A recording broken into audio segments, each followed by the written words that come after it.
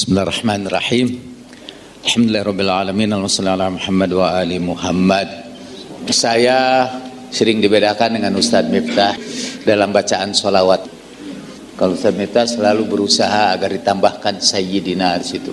Tadi Bapak mungkin dengar beliau membaca Allahumma sholli ala Sayyidina Muhammad wa ala ali Sayyidina Muhammad. Mungkin karena latar belakang saya Muhammadiyah, dari dulu saya tidak pernah pakai Sayyidina. Sekedar menunjukkan bahwa latar belakang kita secara organisatoris emang bisa mempengaruhi pendapat kita tentang agama. Untungnya beliau tampaknya menyimpulkan konsep marjaiyah dari ijabi itu. Sebenarnya ijabinya didefinisikan dari wawancara dengan Ustadz Miftah. Apa yang disebutkan oleh Ustadz Miftah dianggap sebagai konsep ijabi tentang marjaiyah. Bapak belum sempat wawancara saya ya? Oh sudah juga? Oh sudah. Oh ya. Tidak disadari. Tidak disadari. Tidak disadari. Ya, saya agak bingung memberikan tanggapan itu yang artinya yang sangat sistematis. Tapi saya akan memulai dari konsep-konsep yang mendasari marjaiyah itu di kalangan Ahlul Bait. Atau saya akan mulai dari definisi marjaiyah yang sekarang sedang dipersoalkan. Jadi sekarang pun di dunia atau di wacana ilmiah Ahlul Bait sedang didiskusikan definisi marjaiyah sendiri. Tapi sebelum sampai kepada marjaiyah, tadi beliau mengatakan, beliau mengasumsikan bahwa yang hadir dalam pertemuan ini sudah mengetahui paling sedikit dan pada tingkat elementer usul fikih gitu. Karena pembicaraan beliau tidak akan difahami tanpa memahami dasar-dasar usul fikih itu. Kebetulan saya ini juga tidak mengetahui itu dasar-dasar usul fikih. Boro-boro usul fikihnya dasarnya aja tidak ada. Jadi tidak tepat untuk dijadikan marja. Dan saya belum menulis buku usul fikih ya, kecuali dahulukan akhlak di atas fikih. Tapi usulan beliau agar saya jadi marja taklid buat ijabi, mungkin beliau sebetulnya bercerita tentang de facto aja, bukan de jure. Jadi de factonya emang orang-orang ijabi mengikuti saya karena kedudukan saya sebagai ketua Dewan Syuro. Wajib mereka mengikuti saya Pak. De factonya begitu. Tapi kalau de jure-nya, sahkah saya tidak sebagai seorang marja? Itu yang lagi dibuktikan dengan disertasi beliau. Jadi kita harus memberikan apresiasi untuk memperkokoh kedudukan saya pada Pak Sudi. Jadi beliau memberikan pertimbangan ilmiah tentang keabsahan saya sebagai marja. Dan secara ilmiah juga saya menunjukkan bahwa saya tidak absah sebagai marja ya. Antara lain karena saya tidak menguasai usul fikih. Tapi memberikan apresiasi kepada Pak Dr. Zuhdi berkenaan dengan ini, ya saya sekarang harus pura-pura mengerti usul fikih. Dulu saya tidak tahu di antara warisan ayah saya itu ada buku usul fikih tapi berbentuk nazom Pak, berbentuk syair. Dan ada beberapa yang masih saya ingat di situ waktu kecil itu. Di antaranya masalah taklid. Kata dia buku kecil itu disebutkan takliduna qabulu qaulil qaili bi ghairi dzikri huzatil lisaili. Fa qabulu qauli tohal mustafa taklidulahu wajibun bila khafa gitu. Itu aja yang ingat waktu kecil itu. Juga tidak diajarkan oleh saya cuma menemukan buku-buku yang berserakan di situ itu dan saya coba memahaminya dengan bahasa Arab yang sampai sekarang tetap elementer. Belum pernah saudara mendengarkan saya begitu tawadu seperti sekarang ini ya. Karena saya berhadapan dengan Dr. Jody ini yang mengasumsikan bahwa kita semua mengikuti usul, bisa punya dasar usul fikih. Tadi saya tidak bisa mengikuti dengan cepat. Jadi kalau saya saja tidak bisa mengikuti dengan baik apa yang saya bawakan itu, saya tidak akan meneruskan apa laginya karena itu berarti pelecehan terhadap kemampuan intelektual saudara. Sebetulnya di kalangan usul atau ahli usul fikih Sunni juga diperlukan betul adanya taklid itu. Walaupun dari dulu Muhammadiyah kan menolak taklid itu. Jadi sebetulnya apa yang dilakukan oleh Ijabi dalam hal marjaiyah itu lebih mirip Muhammadiyah dalam pandangannya tentang tidak bolehnya taklid. Makanya beliau mungkin pasti karena pengaruh Muhammadiyah sangat antusias sekali untuk mengatakan bahwa Ijabi itu emang kreatif. Ijabi melakukan pemberontakan. Artinya Ijabi meruntuhkan benteng-benteng taklid. Karena taklid itu adalah menerima satu pendapat tanpa mempersoalkan apa alasannya, yang dibandingkan dengan dokter itu. Jadi kita ketika diberi resep, kita tidak mempersoalkan itu. Tapi sekarang Pak, dalam wacana marjaiyah di kalangan Syiah juga dipersoalkan analogi marja taklid itu dengan analogi terhadap dokter. Bahkan ada konsep yang saya belum paham sekarang ini. Apakah Ustaz Miftah, Ustaz Babu bisa menjelaskan, atau Dr. Judi bisa menjelaskan tentang mahjuriyat. Jadi bersamaan dengan marjaiyah itu ada mahjuriyat. Hal sami'ta syai'an min dzalik? Oh, nabe. Saya kadang-kadang sulit mengartikan Miftah begitu itu. Apakah dia mendukung saya atau menolak saya? Sama saya ini kalau bicara dengan cucu kan, itu dalam bahasa Inggris, dalam bahasa Inggris salah satu contoh. You don't like coffee? Kamu tidak suka kopi? Iya, gitu ya. Kamu kan tidak suka kopi? Iya, gitu. Kalau bahasa Inggris, iya itu artinya saya suka kopi. You don't like coffee? Yes, I do. Yes itu artinya dia suka kopi. Sementara dalam bahasa Indonesia kalau yes itu artinya dia tidak suka kopi. Kamu tidak suka kopi? Iya, itu artinya dia tidak suka. Padahal kalau bahasa Inggris, you don't like coffee? Yes, itu artinya iya, dia suka kopi. Nah, saya seringkali salah paham karena cucu-cucu saya berpikir dengan pikiran bahasa Inggris, saya berpikir dengan pikiran bahasa Indonesia. Begitu juga dengan Ustaz Miftah itu. Apakah mengangguknya itu ya atau mengangguknya itu tidak? Saya harus mencoba meneliti pemikiran beliau. Dalam kata mahjuriyat itu yang sebetulnya berdampingan dengan kata wilayah.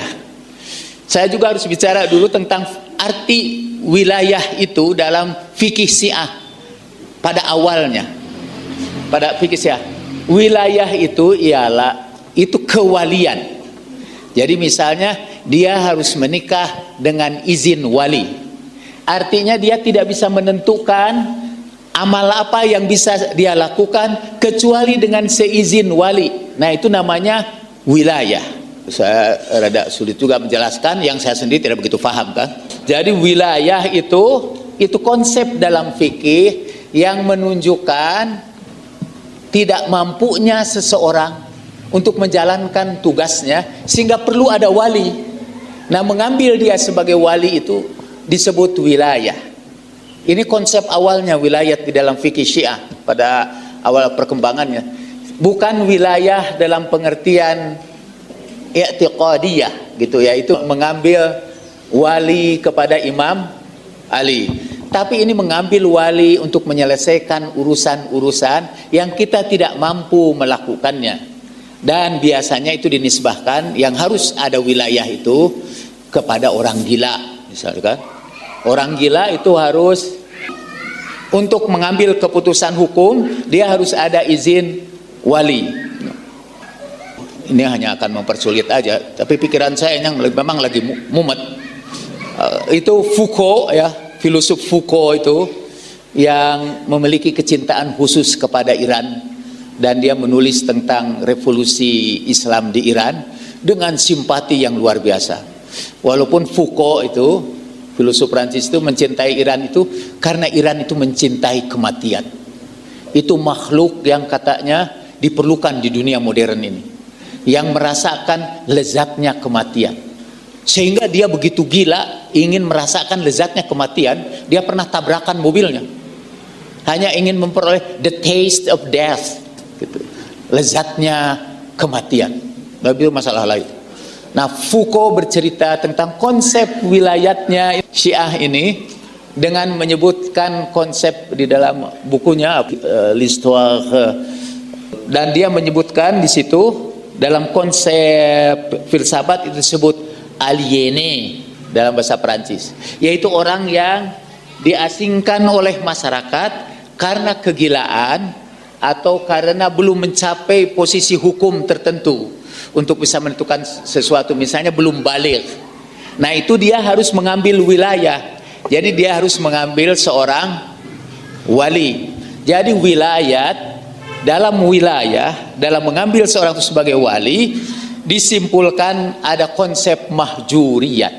Mahjuriyat itu adanya sekelompok orang di masyarakat, antara lain orang gila, orang yang belum baligh, orang idiot, atau orang yang punya penyakit tertentu yang menyebabkan dia tidak bisa dengan jernih menentukan keputusan hukum.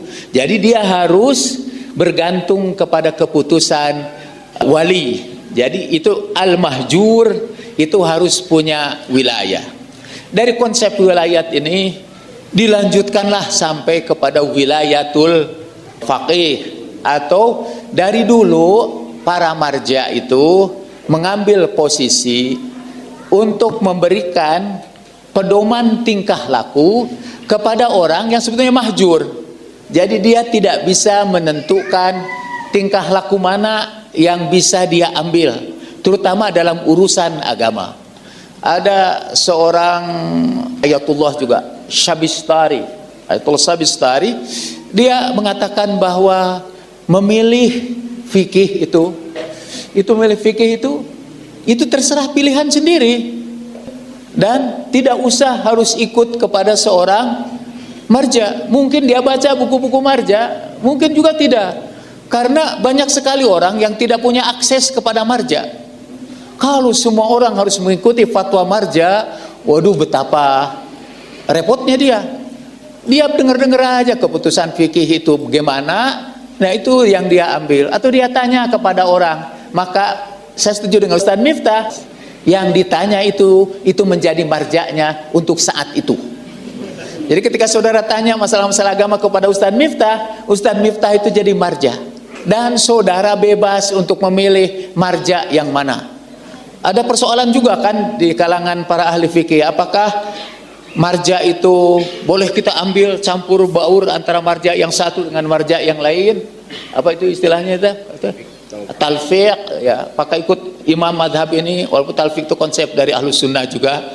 Apakah boleh kita ngambil marja dari sini atau situ? Itu bebas. Kata Asy-Syabistari, ya emang bebas. Tidak ada kewajiban kita mengikuti seorang marja fikih. Itu adalah hak kita secara individual. Jadi ini biasanya juga ada kaitannya dengan konsep a'lamiyah. Bahkan itu aturan marja itu mula-mulanya sederhana, dulu tidak ada konsep marjaiyah itu, tapi yang ada ide bahwa kita ini harus mengikuti orang yang berilmu. Fas'alu ahla dzikri in kuntum la ta'lamun. Nah, ahli ilmu itu di berbagai tempat beda-beda. Jadi berbagai tempat itu macam-macam. Ada juga yang mendefinisikan marjaiyah itu kepada definisi Imam Ja'far As-Shadiq salamullahi alaihi. Yang disebut marja adalah al-arifu bi ahli zamani alladhi la tahjumu alaihi lawabis. Itu dari Imam. Konsep bahwa kita harus tanya kepada orang berilmu sudah dimunculkan sejak zaman Imam Ja'far. Ada orang tanya, "Imam, kami ini susah menemui imam." Kepada siapa kami tanya? Nih, kepada misalnya Al-Asbagh bin Nubatah. Al-Asbagh bin Nubatah itu dari Imam Ali juga. Jadi yang jadi marja itu, ini juga definisi dari Imam Ja'far itu menjadi persoalan di hadapan para ahli fikih. Jadi yang marja itu bukan hanya orang yang mengerti ilmu fikih, tapi juga al-arifu bi ahli zamani. Dia yang paham situasi di zaman itu. Bukan hanya mengerti ahli fikih, karena fikih itu sebetulnya formulasi dari apa yang terjadi pada satu zaman. Apa yang terjadi zaman itu? Misalnya di negeri itu ada belut yang menjadi makanan utama dan sumber protein bagi kebanyakan Indonesia. Belut itu proteinnya tinggi. Sayangnya diharamkan oleh sebagian marja taklid. Tadi Miftah belum memutuskan kan? Sebetulnya Said Hussein Fadlullah menghalalkan makan ikan yang tidak bersisik itu. Benar Mi? Ya. Makan kan. Beliau memutuskan dengan dalil-dalil yang cukup kuat. Saya baca bukunya kecil itu, ini kecil. Dalil-dalil dari Al-Quran dan Sunnah tentang tidak kuatnya alasan untuk mengharamkan ikan yang tidak bersisik. Dan fatwa beliau itu sebetulnya disesuaikan dengan perkembangan zaman. Ada banyak fatwa beliau yang kontroversial, sehingga pernah di Suriah terjadi perkelahian antara pengikut Said Hussein Fadlullah dengan pengikut marja yang lain, Pak, di Damaskus itu. Nanti saya akan cerita bahwa pengikut antar marja itu juga sudah sering saling membunuh di antara mereka, hanya karena masalah marjaiyah itu. Jadi sekali lagi, antara mendukung dan tidak mendukung kepada Dr. Zuhdi, jangan jadikan saya jadi marja, karena saya khawatir pengikut saya akan bertengkar dengan yang bukan pengikut saya. Masa di antara kita aja bertengkar hanya persoalan marja. Jadi untuk menyelesaikannya, siapa saja yang menjadi tempat bertanya saudara, dia marja saudara. Karena kalau kita definisikan marja itu al-arif bi ahli zamani, itu makanya dari situ orang Syiah punya konsep bahwa tidak boleh kita taklid kepada orang yang sudah meninggal dunia, karena dia tidak mengerti situasi di zaman ini. Tapi ada juga yang mengartikan bahwa al-arif bi ahli zamanih itu adalah marja siyasiyah, al-marjaiyah as-siyasiyah. Karena saya dengan cepat akan masuk ke situ. Sekarang yang jadi perbincangan utama itu ialah definisi marja. Apakah marja itu, definisi yang awal, marja itu adalah orang yang memiliki kemampuan agama, ar-rushdud dini, ada kemampuan untuk istimbat hukum. Kalau itu sih sama dengan para ulama al-sunnah, kemampuan beristinbat dari hukum, dan tidak ada syarat-syarat lain kecuali bahwa ma'al istiqomah, dengan keteguhan hati, dan al-quwwatir ruhiyah, jadi kekuatan ruhani. Jadi ada pendekatan irfani di situ, bahwa seorang marja taklid itu harus istiqomah, dia teguh pendirian, berakhlak mulia. Itu definisi yang disepakati. Dan dengan definisi yang disepakati itu saja saya tidak memenuhi syarat, karena saya tidak istiqomah. Dahulu saya Islamis, sekarang saya jadi sosial demokrat. Dahulu saya memperjuangkan syariat Islam supaya menjadi undang-undang negara, sekarang enggak. Saya memperjuangkan nasib rakyat kecil. Dan kalau ada syariat Islam yang menyengsarakan rakyat kecil, saya akan ikut menolaknya. Itu kan, itu tidak istiqomah, Pak. Atau itu istiqomah, terserah definisi kita. Belum lagi al-quwwatir ruhiyah, kekuatan ruhiyah. Itu definisi yang umum. Kemudian sekarang ada tambahan. Ada ibu juga yang menyebutkan, bukan sekarang aja, itu dari dulu. Itu aja udah jadi persoalan. Sekarang misalnya Sayyid Hussein Fadlullah menambahkan ada lagi kemampuan, 3 kemampuan lagi yang harus dimiliki seorang marja. Bukan hanya kemampuan fikih katanya, dia juga ar-rushdul ijtimai. Jadi dia kemampuan sosial, yaitu untuk arifun al-zamani. Dan kedua, ar-rushdus siyasi, kemampuan, terjemahan saya itu politik. Dan terakhir, ar-rushdul haraki, dia harus orang yang memahami gerakan. Jadi dia harus aktivis gerakan. Sayyid Hussein Fadlullah emang memenuhi itu semua syarat itu, Pak. Dia menguasai fikih sampai dia disebut the prodigy of Najaf. Dia orang jenius dari Najaf. Waktu masih kecilnya dia sudah jadi prodigy of Najaf. Sehingga ada peribahasa kata di kalangan para ulama, setiap ulama yang meninggalkan Najaf pasti mereka merasa kehilangan Najaf. They miss Najaf.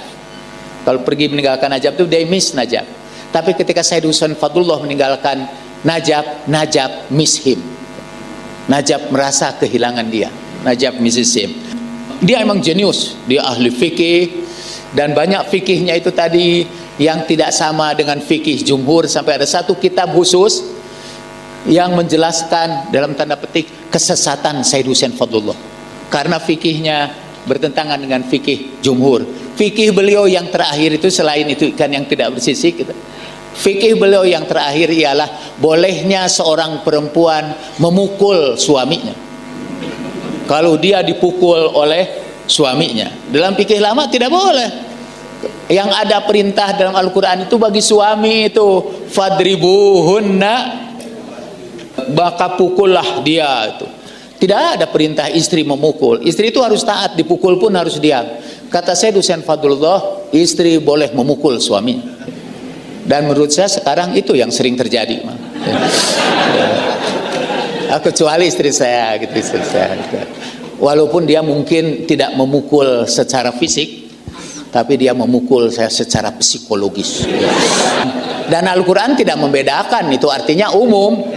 Memukul itu, kata Said Hussein Fadlullah boleh memukul. Sampai para ulama mengatakan Said Hussein Fadlullah menjadikan rumah tangga sebagai ring tinju.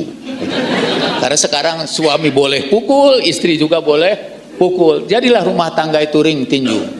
Beliau ahli fikih, tapi beliau juga memang ahli dalam perkembangan sosial. Beliau juga ahli di dalam gerakan. Beliau juga ahli politik. Beliau sebenarnya penasehat politiknya dari Hizbullah. Beliau memenuhi syarat itu. Nah, karena itu Said Hussein Fadlullah memilih definisi itu, marja itu. Jadi seorang marja itu bukan hanya harus mampu secara fikih, karena arifun li zamani, dia harus mengerti juga situasi zamannya secara politik, secara sosial, bahkan secara ekonomis. Yang walaupun kata Ustadz Miftah itu terlalu berat dipikul oleh seorang marja, mungkin buat Said Hussein Fadlullah tidak terlalu berat, atau sebetulnya ada cara. Makanya beliau menyebutkan, Said Hussein Fadlullah juga menyadari itu, tapi bisa didirikan muassasat. Jadi ada satu lembaga kolektif. Jadi marja itu harus marja kolektif. Saya ini hanya untuk menyambung Bapak, mungkin Pak yang bisa kita dirikan ini marja kolektif. Kalau dalam urusan pembaharuan dalam usul fikih, marjanya beliau. Kalau ini masalah hadis, marja kita Ustadz Babul. Kita namanya. Kalau marja mengenai masalah apa kewajiban dan hak-hak muqallid, kan gitu itu. Itu lebih meringankan Pak. Cuma dia di bawah koordinator Marjis Tarji. Nah, Muhammadiyah itu Majelis Tarji, itu yang paling bagus. Saya dulu pernah jadi anggota Majelis Tarji Pak di sini. Iya. Udah jadi marja dari dulu, tapi marjanya marja kolektif. Balik lagi dan sekedar menutup pembicaraan saya. Sekarang ini ada dua aliran dalam marjaiyah. Satu orang yang seperti Said Hussein Fadlullah yang memasukkan urusan siasah, urusan politik ke dalam urusan marja juga. Kita tidak sempat menjelaskan dalil-dalilnya ini. Cuma dalil yang menurut mereka dipandang kuat. Dulu para imam, para nabi itu tidak disebutkan oleh Tuhan bahwa kamu tidak boleh mengurus urusan politik, kamu hanya mengurus urusan agama saja. Dari dulu itu tidak pernah disebutkan. Jadi yang menyebutkan bahwa marja taklid itu harus dipisahkan antara urusan politik dan urusan agama, itu bid'ah. Wa kullu bid'atin dolalah wa kullu dolalatin finnar. Itu hadis yang paling mudah dihafal oleh Muhammadiyah ya. Kemudian yang termasuk di sini tadi Said Hussein Fadlullah masuk situ, Said Ali Khamenei masuk situ, yang saya ketahui. Kemudian di Irak ini persoalan marjaiyah ini muncul sekarang ini di Irak. Karena di Iran udah dipecahkanlah Said Ali Khamenei itu, dia marjaiyah siasiyah sekaligus juga marjaiyah fikhiyah gitu. Kalau di Irak jadi persoalan, terutama sesudah revolusi. Sayyid Ali Sistani termasuk ya, orang yang ingin membatasi marjaiyah itu hanya pada marjaiyah fikhiyah saja. Jadi fatwa-fatwa dia hanya berkaitan dengan masalah fikih saja, tidak mau masuk ke masalah politik. Kemudian Sayyid Sa'id Al-Hakim. Sekarang ada Sayyid Al-Hakim di Irak. Saya sempat berkunjung pada Sayyid Al-Hakim dan kemudian ya Sayyid Ali Sistani itu. Saya tidak mengambil beliau sebagai marja, maksudnya secara resmi.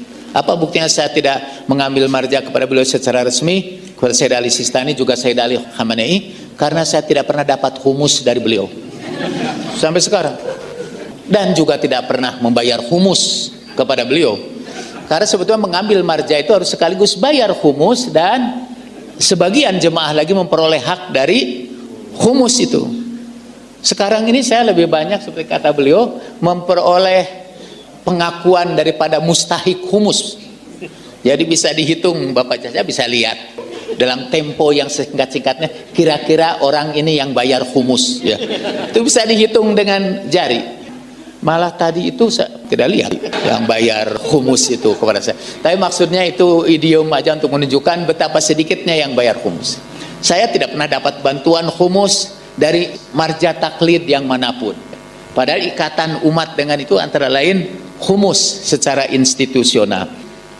Nah, Sayyid Al-Hakim dengan Sayyid Ali Sistani itu termasuk orang yang tidak mau mencampur adukan fatwa politik dalam fatwa fikih dia. Jadi tidak mau dia mengurus urusan politik. Saya ingin kemukakan alasannya itu juga dengan cepat. Pertama, fatwa fikih itu bersifat universal, relatif lebih universal ketimbang fatwa politik. Karena misalnya cara-cara berwudu itu boleh berlaku di Indonesia, boleh berlaku di mana-mana. Tapi fatwa politik itu bisa berubah-ubah.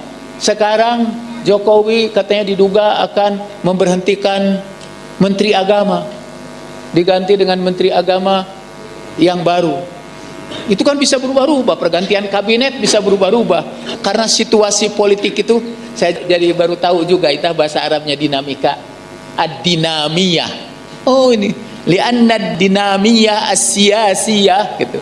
Dinamika politik itu tajri, dia mengalir itu, flow-nya itu dengan sangat cepat. Dinamika politik sangat cepat. Jadi kalau fikih dicampurkan dengan itu, repotlah itu tuh katanya. Belum lagi tidak semua ulama memiliki keahlian di dalam berpolitik. Jadi kelompok ini memisahkan politik dengan urusan fikih. Sayyid Al-Hakim itu termasuk kelompok ini.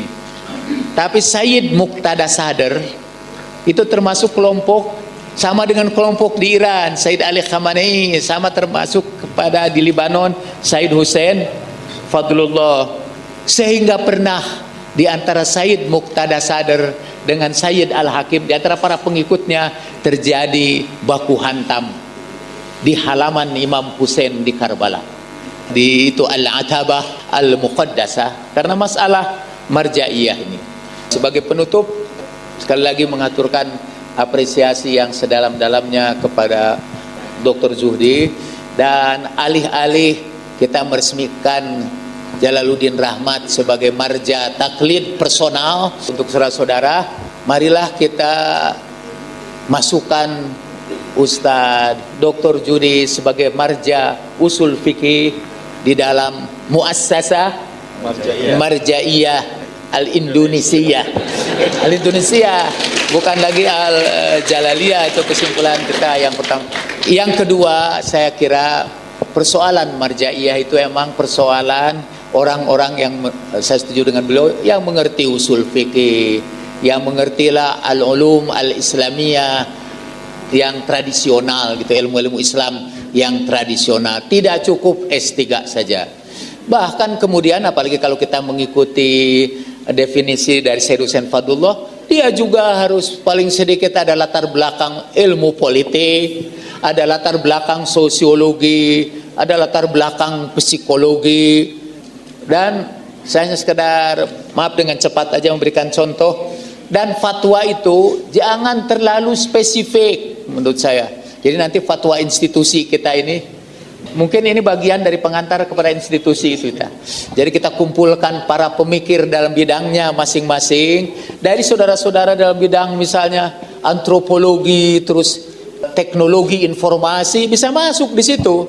Karena persoalan dunia modern ini, misalnya Marja Taklid ditanya tentang media sosial, dia harus tahu dulu media sosial itu apa. Sementara Marja Taklid tidak ada satupun yang jadi aktivis di media sosial, pasti dia tidak tahu. Jadi harus ada juga ahli media sosial, ahli tentang macam-macam keahlian, ahli ekonomi modern itu seperti tadi Ustaz Miftah sebutkan, dan itu hanya bisa dilakukan melalui muassasah. Jadi saya lupa yang mau saya sebutkan itu tuh, karena ketuaan. Itu ketuaan tidak termasuk al-mani ya, yang mengeluarkan orang dari definisi marja. Karena hampir semua marja taklid itu sudah tua Pak. Yang di Iran sekarang itu rata-rata 100 tahun usianya. Yang saya kunjungi kemarin itu Lutfullah As-Sofi Al-Ghulf Ayaghani, usianya 101 tahun sekarang, masih hidup. Kemudian Wahid Khurasani yang baru saja meninggal dunia, itu usianya sekitar 112 tahun. Dan mereka masih jadi marja taklid. Jadi asy-syaikhukhah, ketuaan itu tidak boleh dijadikan alasan untuk menolak saya. Kalau dari segi itu ya. Walaupun saya sudah mulai pelupa, kalau saya sendiri sebetulnya mengusulkan asy-syaikhukhah itu harus masuk, Pak. Hanya orang-orang tertentu yang mungkin bisa dikecualikan. Itu orang-orang tertentu yang memang jenius dan tidak mengalami kerusakan otak dalam perkembangan pemikirannya, ya seperti marja-marja taklid di Iran. Terakhir dari segala yang terakhir, dalam tulisan Said Hussein Fadlullah yang ada saya sebutkan di sini, Said Hussein Fadlullah ditanya, ada berapa wawancara tentang beliau, dan beliau ditanya tentang wali faqih. Yang beliau sebutkan itu al-marja'iyah al-ammah, marja'iyah al-ammah. Jadi marja'iyah umum, bukan hanya fikih aja.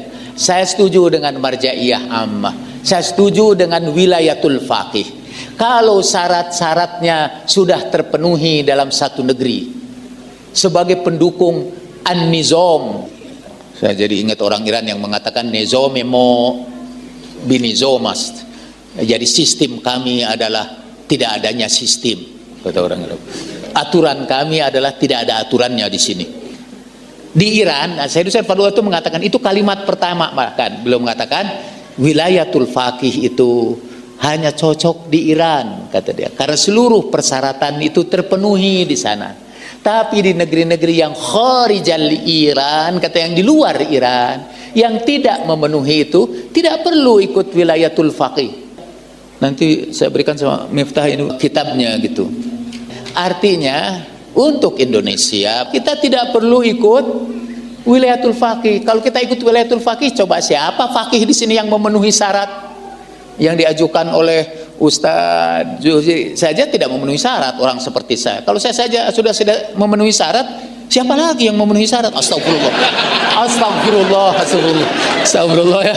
Nah, maksud saya kita tidak bisa menegakkan wilayatul faqih di sini karena tidak adanya persyaratan yang mencukupi. Kalau ini kita tidak ada wuzara katanya yang mengikuti sistem itu, kita tidak punya rais al-jumhuriyah yang mengikuti itu, kita tidak punya konstitusi yang menegaskan di situ bahwa kita harus mengikuti wilayatul faqih. Dan wilayatul faqih yang bersifat sia-sia di Iran pun hanya satu, dan dia yang harus diikuti itu mengikutinya bukan karena konsep marja'iyah sia-sia disetujui, hanya karena itu sudah ditetapkan oleh konstitusi, ditetapkan oleh negara. Jadi semua orang yang di Iran ya harus ikut Said Ali Khamenei, bukan karena setuju dengan konsep marja'iyah sia-sia.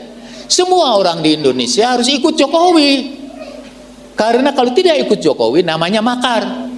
Bukan karena kita setuju dengan konsep marja'iyah sia-sia, itu hanya karena kepatutan dan keharusan kita sebagai warga negara. Tapi di negeri kita ini kita tidak memenuhi konsep-konsep seperti itu. Jadi itu Pak sekaligus menjelaskan alasan Ustaz Miftah yang disampaikan kepada Bapak, kenapa kita memilih memulai puasa itu berdasarkan hakim syar'i di negeri kita. Kata beliau itu mengkritik tadi, mungkin Ustaz Miftah belum kesini, oh itu tidak kreatif dong, itu masih mengikuti Iran karena ada fatwa dari Sayyid Ali Khamenei bahwa kita harus mengikuti hakim syar'i.